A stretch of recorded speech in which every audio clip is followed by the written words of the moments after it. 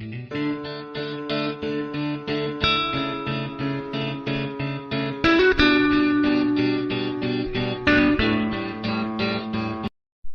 friends, welcome to our channel Study Area and to our series of Class 10th Geography. पिछली video में हमने chapter 1 पढ़ा था resources and development और इस वीडियो में हम स्टार्ट करेंगे chapter 2 forest and wild life resources. तो स्टार्ट करते हैं। This planet earth consist of millions of living beings including insects, plants, animals etcetera. These all living organism constitute biodiversity. जो हमारी ये अर्थ है इसमें मिलियंस ऑफ लिविंग ऑर्गेनिज्म है। एक छोटे से बैक्टीरिया से लेके एक जायंट एलिफेंट तक हमें यहाँ पे सारे लिविंग ऑर्गेनिज्म देखने को मिलते हैं, चाहे वो पेड़ पौधे हों चाहे वो जानवर हों। तो ये सारे लिविंग ऑर्गेनिज्म मिलकर क्या बनाते हैं? बायोडाइवर्सिटी। इनको ही हम क्या कहते हैं? बायोडाइवर्सिटी। जो हम ह्यूमन बींग्स हैं वो भी इस बायोडाइवर्सिटी का एक पार्ट ही हैं। हम भी क्या करते हैं, इस इकोलॉजिकल सिस्टम में काफ़ी हद तक डिपेंडेंट हैं। यानी कि हम फूड लेंगे प्लांट्स से, इसी तरीके से फूड साइकिल बनती है। अगर ये इकोसिस्टम नहीं होगा, ये इकोलॉजिकल सिस्टम नहीं होगा तो ह्यूमन बींग होने की एक कल्पना भी नहीं की जा सकती है। तो अब हम देखते हैं flora and fauna in India और वर्ल्ड के रिस्पेक्ट में हम देखेंगे। तो अभी हम देखते हैं क्या फ्लोरा एंड फौना इंडिया के रिस्पेक्ट में। India is one of the world's richest countries in terms of biodiversity. India में क्या है, दुनिया के जो 8% है टोटल स्पीसीज़ के, nearly 8% of total number of species in the world India में ही हैं। यानी कि अप्रॉक्सीमेटली 1.6 मिलियन स्पीसीज़ हैं फ्लोरा एंड फौना की इंडिया में। ये तो वो हैं जो रिकॉर्ड की गई हैं। इसके अलावा कई ऐसी स्पीसीज़ होंगी जो रिकॉर्डेड नहीं होंगी। तो यानी समझ लीजिए 1.6 मिलियन से भी कम दुगुनी ऐसी स्पीसीज़ हैं दुनिया की जो इंडिया में पाई जाती हैं। But these flora and fauna are under great stress due to insensitivity to our environment. लेकिन ये फ्लोरा एंड फौना जो है आज बहुत बड़े स्ट्रेस में है। ये स्ट्रेस किस कारण है? इसका मेन कारण है ह्यूमन एक्टिविटी। हम आए दिन देखते हैं जंगलों में आग लग रही है, जैसे कि हमने पिछले चैप्टर में भी देखा था कि unequal access of resources, population बढ़ रही है तो इसके कारण कंपटीशन भी बढ़ रहा है, फॉरेस्ट एक्सप्लॉइट हो रहे हैं, रिसोर्सेज एक्सप्लॉइट हो रहे हैं। तो इसके कारण क्या है, flora and fauna great stress में है। अगर हम कुछ रिपोर्ट की माने तो इंडिया का 10% फ्लोरा यानी जो प्लांट स्पीसीज़ है और 20% मैमल्स थ्रेटन लिस्ट में है, यानी एंडेंजर्ड हैं, कभी भी एक्सटिंक्ट हो सकते हैं। ये ऐसी स्पीसीज़ है। तो अगर हम प्लांट्स और एनिमल स्पीसीज़ को क्लासीफाई करें तो IUCN के हिसाब से, IUCN का मतलब है international union for conservation of nature. ये एक इंटरनेशनल ऑर्गेनाइजेशन है। इसने क्लासीफाई कर रखा है प्लांट्स और एनिमल्स को 6 क्लासेस में। उनकी पॉपुलेशन कितनी बची है उसके हिसाब से। तो इन्होंने 6 क्लासेस में क्लासीफाई कर रखा है, NEVREE, इसको हम शॉर्ट में नेवरी कह देंगे। N फॉर है नॉर्मल स्पीसीज़। ये ऐसी स्पीसीज़ है जिनकी पॉपुलेशन नॉर्मल है और इनका सर्वाइवल आगे वो कंटिन्यू रहेगा अगर इसी हिसाब से चलते रहा तो भी इनको कोई ख़तरा नहीं है। और सेकंड है endangered species.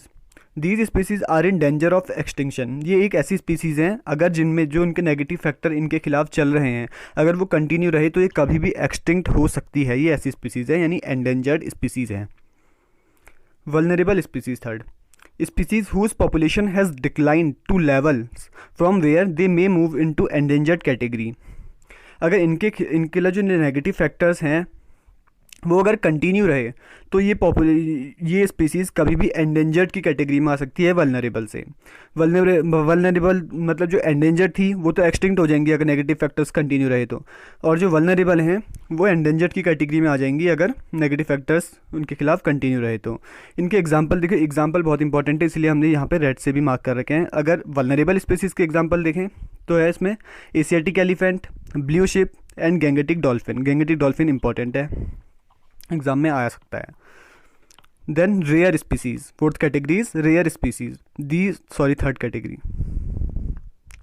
Fourth category is rare species. These species have a small population and may move into endangered और vulnerable category if negative factors continue to operate. अगर जो नेगेटिव फैक्टर्स इनके खिलाफ चल रहे हैं अगर वो ऐसे ही कंटिन्यू रहे तो ये वल्नरेबल या एंडेंजर्ड दोनों में से किसी भी कैटेगरी में आ सकती हैं जल्दी ही। इसके एग्जाम्पल क्या है? Asiatic buffalo, desert fox and hornbill. ये एग्जाम्पल आपको याद करने हैं। Then fifth, endemic species. These species are only found in some particular areas. ये एक ऐसी स्पीसीज है जो किसी पर्टिकुलर एरियाज में पाई जाती है और उससे बाहर आज तक देखी नहीं गई है। जैसे अंडमान रीजन में हमें अंडमान निकोबार का जो अंडमान वाला रीजन है उसमें हमें अंडमान टील देखने को मिलता है, तो ये वहाँ का एंडेमिक स्पीसीज है। निकोबार रीजन में, अंडमान निकोबार की निकोबार वाले रीजन में एक पीजन देखने को मिलता है, उसको निकोबार पीजन कहते हैं। ये हमें कहीं और देखने को नहीं मिलेगा, इसलिए ये भी एंडेमिक स्पीसीज़ है। ऐसे ही अंडमान वाइल्ड पिग, मिथुन इन अरुणाचल प्रदेश, ये सिर्फ हमें अरुणाचल प्रदेश में देखने को मिलेगा। तो ये कुछ एग्जांपल हो गए एंडेमिक स्पीसीज़ के। Then last one is extinct species. ये इंपॉर्टेंट है। एक्सटिंक्ट स्पीसीज़ मतलब ये एक ऐसी स्पीसीज़ है जो ऑलरेडी एक्सटिंक्ट हो चुकी है। एक्सटिंक्ट हो चुकी है मतलब ये हमें और कहीं देखने को नहीं मिलेगी, ना ही मिली है काफ़ी सर्च करने के बावजूद भी। जैसे कि एशियाटिक चीता। एशियाटिक चीता जो है आज वर्ल्ड से गायब हो चुका है, यानी एक्सटिंक्ट हो चुका है, ये नेगेटिव फैक्टर्स के कारण ही। और ऐसी पिंक हेड डक, ये दो एग्जांपल हैं, इंपॉर्टेंट हैं। और जैसे ये स्पीसीज एक्सटिंक्ट हो चुकी हैं वैसी बाकी के एंडेंजर्ड वाली भी और बाकी के जो हैं अगर नेगेटिव फैक्टर्स उनके खिलाफ कंटिन्यू रहे तो ऐसे ही वो भी जल्दी ही एक्सटिंक्ट हो सकते हैं। तो इसलिए क्या करा, इसलिए हमें क्या ज़रूरत है, इनके लिए एक कंजर्वेशन प्रोग्राम चलाने की। तो सबसे पहले हम देखते हैं फॉरेस्ट और वाइल्ड लाइफ के डिप्लेशन का कारण क्या है। जो ये हमें इतना डिप्लेशन देखने को मिल रहा है इनका कारण क्या है, खास करके हम किसके रिस्पेक्ट में देखेंगे, फॉरेस्ट के। तो सबसे पहले आपकी जो टेक्स्ट बुक में दी है उसके हिसाब से ड्यूरिंग कॉलोनियल पीरियड यानी जब ब्रिटिशर्स का हमारी कंट्री में रूल चलता था, तो उस टाइम पे सबसे बड़ा डैमेज हमारे इंडियन फॉरेस्ट को देखने को मिला। उसका कारण क्या था, expansion of Railways, agriculture, mining activities, ये सारे एक्सपेंशन तभी हुए थे। हमारे कंट्रीज़ में रिसोर्सेज थे और ब्रिटिशर्स के पास क्या थी, टेक्नोलॉजी। हमने पिछले चैप्टर में पढ़ा था।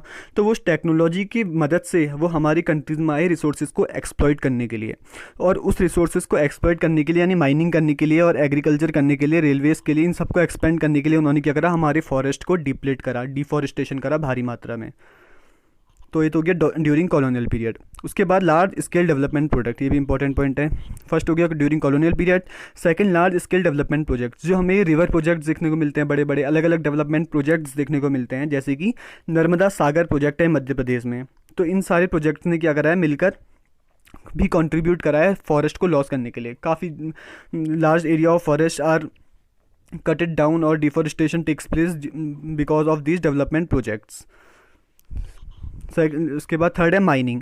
माइनिंग क्या करता है, mining in biodiversity rich areas, जैसे कि बक्सा टाइगर रिजर्व्स, ये सारी क्या करते हैं, अगर जो रिच फॉरेस्ट एरियाज़ में जो माइनिंग होती है इसके कारण क्या है, नेचुरल हैबिटेट काफ़ी स्पीसीज़ का, जंगलों में हम माइनिंग करेंगे, जंगल को काटेंगे, तो वहाँ के जो रहने वाले एंडेमिक स्पीसीज़ हैं या कोई भी जानवर हैं वहाँ के रहने वाले, तो उनको क्या, उनके लिए क्या होगा, उनका हैबिटेट डिस्ट्रक्शन होगा। अभी हमने देखा ऐसे कॉजेज़ जो फॉरेस्ट के डिप्लेशन के लिए रिस्पॉन्सिबल थे।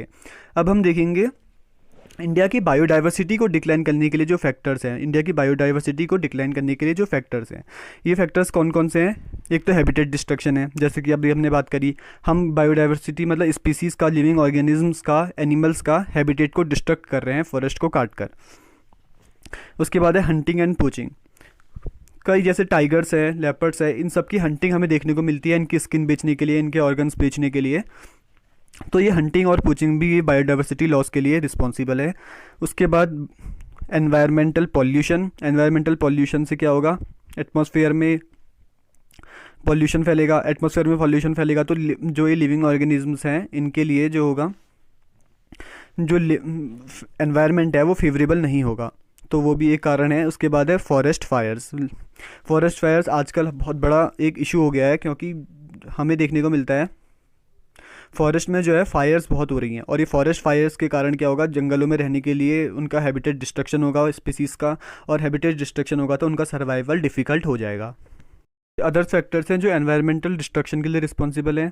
एक तो वही हो गया अनइक्वल एक्सेस, जो कि हमने पिछली वीडियो में बात करी थी कि जो है रिसोर्सेज जो हैं वो इक्वली एक्सेसिबल नहीं है हर किसी को, इनका जो डिवीज़न है वो इक्वली नहीं हुआ है। कुछ पर्सन के पास ज़्यादा हो गए हैं रिसोर्सेज और किसी के पास बहुत कम हो गए हैं। तो जो इसने क्या करा है, हमारी सोसाइटी को रिच और पुअर में डिवाइड कर दिया है। रिच अपनी शौक पूरे करने के लिए रिसोर्सेज को इतना एक्सप्लॉइट कर रहे हैं कि पुअर्स की ज़रूरत भी यानी नीड भी पूरी नहीं हो पा रही है। इसको हम वाटर के एग्जांपल से समझ सकते हैं। वाटर किसी के पास, पुअर के पास पीने के लिए भी नहीं है, तो रिच उसे शौक शौक में वाटर पार्क में खेल रहा है, बहा रहा है, पानी वेस्ट कर रहा है। तो एक वाटर को लेकर हम इसको समझ सकते हैं, जैसे कि हमने पिछली वीडियो में भी देखा था। नेक्स्ट है inequitable consumption of resources. Richest 5% of Indian society cause ecological damage because of the amount they consume more than the poorest 25%. Indian society में क्या है, जो रिचेस्ट 5% लोग हैं वो इतना इकोलॉजिकल डैमेज कॉज कर रहे हैं कि उनका जो, क्योंकि वो जो अमाउंट कंज्यूम कर रहे हैं रिसोर्सेज का, जो पुअरेस्ट 25% के पास भी नहीं है, उतना रिचेस्ट खाली 5% के पास है रिसोर्स। तो ये कंजप्शन भी इक्वल नहीं है। अगर जाहिर सी बात है, अगर एक्सेस ही इक्वल नहीं है तो कंजप्शन कैसे इक्वल होगा। अगर एक्सेस रिच का ज़्यादा है किसी चीज़ पर, तो वो एक्सप्लॉइट भी उसे ज़्यादा ही करेगा, कंज्यूम भी ज़्यादा ही करेगा। अब जो सारे ये फैक्टर्स हैं डिक्लाइन करने के, ये जो हमें लॉस जो हमें लॉस पहुंचा रहे हैं, ये सिर्फ एक बायोलॉजिकल लॉस नहीं है। बायोलॉजिकल लॉस तो हमें पता है कि स्पीसीज़ कट रहे हैं, पेड़ कट रहे हैं, जानवर मर रहे हैं, तो ये बायोलॉजिकल लॉस हो गया। ये बायोलॉजिकल लॉस से ज़्यादा कल्चरल लॉस भी है। Destruction of forest and wild life is not just biological loss but it is correlated with cultural loss. Cultural loss किसके लिए है? especially for people who directly depend on component of forest and wildlife for their survival, food, medicine, spirituality। खासकर उन लोगों का cultural loss है, जैसे कि हमें ट्राइबल पीपल देखने को मिलते हैं जो पूजा तक करते हैं पेड़ों की पूजा करते हैं। उनके लिए पेड़ ही सब कुछ है, उन्हें फूड पेड़ों से मिल रहा है, वहाँ पे मेडिसिन पेड़ों से मिल रही है, उनकी स्पिरिचुअलिटी यानी पूजा करते हैं कई पेड़ों की, पीपल की, तो उनका कल्चरल लॉस भी है ये। With in the poor, in poor में भी देखा जाए तो औरतें इन पुअर में, वुमेन जो हैं वो ज़्यादा इफेक्टेड हैं, क्योंकि जो मेंस तो क्या कहते हैं कि मेन तो क्या होते हैं कि बाहर के काम में बिजी रहते हैं। तो ये जो लकड़ी लेना फ्यूल के लिए, लकड़ी जलाने के लिए और घास लाना गाय के लिए, ये सारे काम किसके होते हैं? फीमेल के, वुमेन के होते हैं। तो जैसे कि रिसोर्सेज डिप्लीट होते जा रहे हैं, तो इनको जो ये फ्यूल लेने के लिए, घास लेने के लिए, इन्हें और दूर जाना पड़ता है। ज़्यादा से ज़्यादा 10 किलोमीटर 20 किलोमीटर भी कहीं कहीं हमें देखने को मिलता है कि जाना पड़ रहा है वुमेन को रिसोर्सेज कलेक्ट करने के लिए। तो इसका इफ़ेक्ट उनकी फैमिली में भी देखने को मिलता है कि बच्चों की परवरिश कौन करे। फिर वुमेन अगर बाहर 10-10 किलोमीटर चलने को जा रही हैं तो ये पहले तो पुअर को इफेक्ट होता है, और पुअर में भी देखा जाए तो वुमेन को ज़्यादा इफेक्ट करता है ये बायोडाइवर्सिटी लॉस। तो अब हमें इन सारे नुकसानों को देखते हुए तो अब हम देखेंगे कि हमें इनको कंजर्व करने की ज़रूरत है। कंजर्व करने की ज़रूरत है, ये तो हमें पता चल गया। तो आज तक हमने इन्हें कंजर्व करने के लिए क्या क्या किया है और हमें क्या करने की ज़रूरत है। इंडिया में अगर देखा जाए तो गवर्नमेंट ने निकाला था Indian wild life protection act 1972 में। वाइल्ड लाइफ प्रोटेक्शन एक्ट कब आया था? 1972 में। इस एक्ट का थ्रस्ट क्या था, यानी एम क्या था? जैसे कि जो एक्टिविटीज़ है, हंटिंग, पोचिंग, इन सब को रोकना, और जो हैबिटेट हैं स्पीसीज़ के उनको प्रोटेक्ट करना। गवर्नमेंट ने क्या करा? एस्टेब्लिश करे नेशनल पार्क और वाइल्ड लाइफ सेंचुरी। हमें जगह जगह नेशनल पार्क देखने को मिलते हैं, जैसे कि वाइल्ड लाइफ, जैसे कि कॉर्बेट नेशनल पार्क, और कई वाइल्ड लाइफ सेंचुरीज भी देखने को मिलती है। तो central government also announced several projects, कुछ प्रोजेक्ट भी सेंट्रल गवर्नमेंट ने अनाउंस किए, जैसे कि प्रोजेक्ट टाइगर। इसमें क्या करा उन्होंने? टाइगर को रिजर्व करने के लिए, टाइगर को कंजर्व करने के लिए टाइगर रिजर्व बनाए। ये प्रोजेक्ट कब लॉन्च हुआ था? 1973 में। ऐसे ही अलग अलग प्रोजेक्ट, राइनो और अलग अलग प्रोजेक्ट अलग अलग जानवरों के लिए बनाए। और जो ये लिस्ट है कंजर्व करने के लिए, कंजर्वेशन लिस्ट जो है, इसमें प्लांट्स पहली बार कब ऐड किए थे? 1991 में। 1972 से 1991 तक इसमें सिर्फ एनिमल्स थे, और 1991 में प्लांट्स भी इस कंजर्वेशन लिस्ट में ऐड किए गए। अब हम देखेंगे, कंजर्वेशन तो देखा, अब देखेंगे फॉरेस्ट को क्लासीफाई करेंगे। टाइप्स ऑफ फॉरेस्ट इंडिया में कितने हैं? तो 3 टाइप के फॉरेस्ट हैं। पहला है reserve forest. These are most valuable forest. सबसे वैल्यूएबल फॉरेस्ट जो है इंडिया के, वो रिजर्व फॉरेस्ट हैं। ये ज़्यादातर ये पूरे के पूरे रिजर्व फॉरेस्ट किसके हाथ में है? गवर्नमेंट के हाथ में है। अगर फॉरेस्ट कंजर्वेशन को देखा जाए तो, फॉरेस्ट कंजर्वेशन के हिसाब से देखा जाए तो ये सबसे वैल्यूएबल फॉरेस्ट हैं इंडिया के। More than half of the forest land जो है इंडिया की, वो रिजर्व फॉरेस्ट में आती है। सेकेंड है protected forest. This forest are protected from any further depletion. Protected forest इसका नाम क्यों रखा है? क्योंकि यहाँ पे थोड़ा बहुत डिप्लेशन पहले से हो चुका है। अगर ये इनकी स्थिति और ख़राब ना हो जाए, कहीं जो थर्ड क्लास है, अनक्लास्ड फॉरेस्ट, उस तक ना पहुँच जाए, इसलिए इनका नाम रखा है प्रोटेक्टेड फॉरेस्ट, और इनको प्रोटेक्ट किया जा रहा है फर्दर डिप्लेशन के लिए। ये कितना है? Approximately 1/3 of total forest land of India is under forest, protected forest. तो ये रिजर्व फॉरेस्ट और प्रोटेक्टेड फॉरेस्ट, जो ये 2 फॉरेस्ट हैं, इनको हम परमानेंट फॉरेस्ट कहते हैं, परमानेंट फॉरेस्ट। और जो थर्ड क्लास है वो क्या है? Unclassed forest, these are other forest and waste lands, ये अदर फॉरेस्ट हैं और वेस्ट लैंड है जो कि गवर्नमेंट के पास भी हो सकती है और इंडिविजुअल के पास भी हो सकती है। परमानेंट फॉरेस्ट तो हमने देखा कि गवर्नमेंट के पास है, और अनक्लास्ड फॉरेस्ट जो वेस्ट लैंड है ये सारी ये प्राइवेट इंडिविजुअल्स के पास भी हो सकती है और गवर्नमेंट के पास भी हो सकती है। तो हमने 3 क्लास देख लिए हैं, रिजर्व्ड, प्रोटेक्टेड और अनक्लास्ड। रिजर्व्ड और प्रोटेक्टेड तो परमानेंट फॉरेस्ट के अंदर आते हैं और अनक्लास्ड नहीं आता है।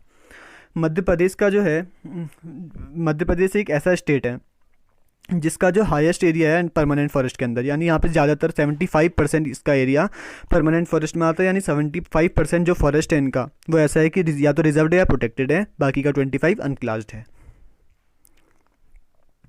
और यूनाइटेड और क्या कहते हैं, उत्तराखंड, केरला, तमिलनाडु, वेस्ट बंगाल और महाराष्ट्र में देखा जाए तो यहाँ ज़्यादातर रिजर्व फॉरेस्ट देखने को मिलते हैं। बिहार, हरियाणा, पंजाब, हिमाचल प्रदेश, उड़ीसा और राजस्थान में प्रोटेक्टेड फॉरेस्ट देखने को मिलते हैं मैक्सिमम। और नॉर्थ ईस्टर्न स्टेट्स जो हैं, और नॉर्थ ईस्टर्न स्टेट्स और गुजरात का कुछ पार्ट, वहाँ पे हमें अनक्लास्ड फॉरेस्ट देखने को मिलते हैं। अब देखते हैं ये इंपॉर्टेंट टॉपिक है बहुत एग्जाम पॉइंट ऑफ व्यू से, कम्युनिटी का क्या रोल है कंजर्वेशन में। कंजर्वेशन तो हमने पढ़ लिया, अब कम्युनिटी ये पीपल जो हैं वो ग्राउंड लेवल पे कैसे कंट्रीब्यूट कर सकते हैं कंजर्वेशन ऑफ रिसोर्सेज में। कुछ एग्जांपल जो है कम्युनिटी पार्टिसिपेशन के वो है सरिस्का टाइगर रिजर्व। एक एग्जांपल है सरिस्का टाइगर रिजर्व राजस्थान में।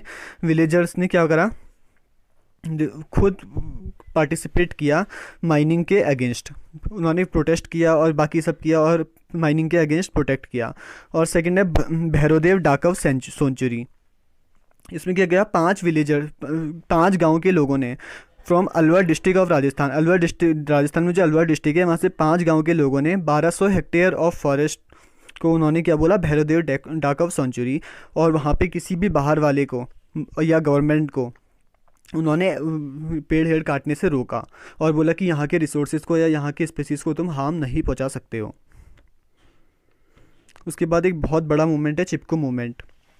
Famous Chipko movement in Himalayas registered deforestation in several areas.